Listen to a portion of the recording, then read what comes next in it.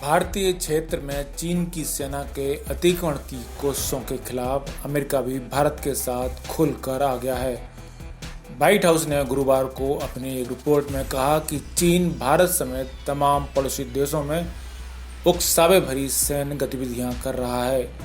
एक दिन पहले ही अमेरिका के एक राजनयिक ने भारतीय सीमा में चीन की हरकतों के खिलाफ मोर्चा खोलते हुए उसे पूरी दुनिया के लिए खतरा करार दिया था।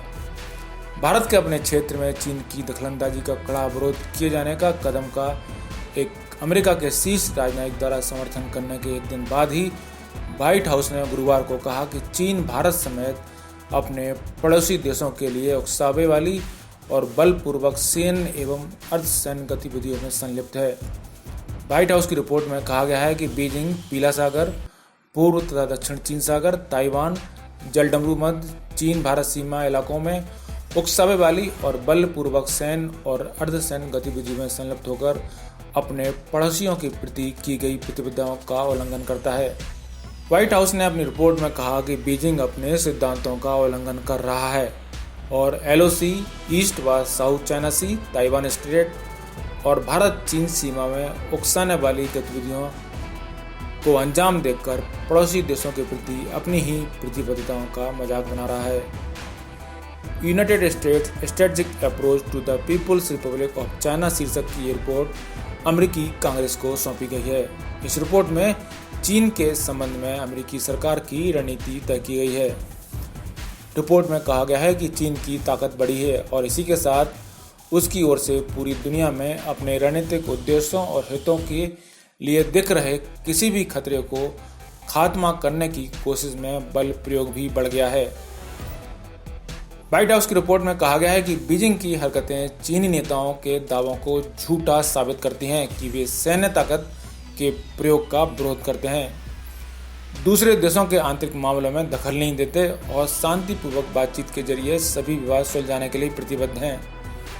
इससे पहले ट्रंप प्रशासन की शीर्ष राजनयिक ने भी भारत के चीनी अधिकरण के खिलाफ प्रतिरोध का समर्थन किया था। विदेश मंत्रालय में दक्षिण और पश्चिम एशिया के मामलों की प्रमुख एलिस वेल्स ने कहा था कि अगर आप साउथ चाइना सी को देखें तो चीन की एक ही रणनीति है, वह लगातार अतिक्रमण कर रहा है और यथास्थिति को बदलने की कोशिश कर रहा है। वेल्स ने कहा कि भारत चीन सीमा पर तनाव की घटनाएं यह याद दिलाते हैं कि चीनी अतिक्रमण का खतरा असली है, चाहे वह दक्षिण चीन सागर हो या भारतीय सीमा। हम लगातार चीन की तरफ से तनाव बढ़ाने वाली हरकतें देखते हैं। चीन के इस रुख से यह भी सवाल पैदा होता है कि चीन किस तरह से अपनी बढ़ती ताकत का इस्तेमाल करना चाह रहा है। वेल्स ने कहा कि हम चाहते हैं कि एक अंतर्राष्ट्रीय व्यवस्था हो जिससे सभी को फायदा हो, न कि ऐसी व्यवस्था जिसमें चीन का आधिपत्य हो। मुझे लगता है कि इस तरह के सीमा विवाद चीन के खतरे के प्रति आगाह करते हैं। एलिस वेल्स ने कहा कि चीन के उकसावे और परेशान करने वाले रवैये के खिलाफ अब एक जैसी सोच रखने वाले देश अमेरिका, भारत, ऑस्ट्रेलिया और आसियान सदस्य एक साथ आ गए हैं और चीन को रोकना जरूरी है। व्हाइट हाउस के मुताबिक अमेरिका चीन की विस्तारवादी नीति के खिलाफ कई देशों के साथ मिलकर काम कर रहा है। House Armed Services Committee ranking member Mac Thornberry ने कहा कि ट्रंप प्रशासन की यह रिपोर्ट एक अच्छी शुरुआत है।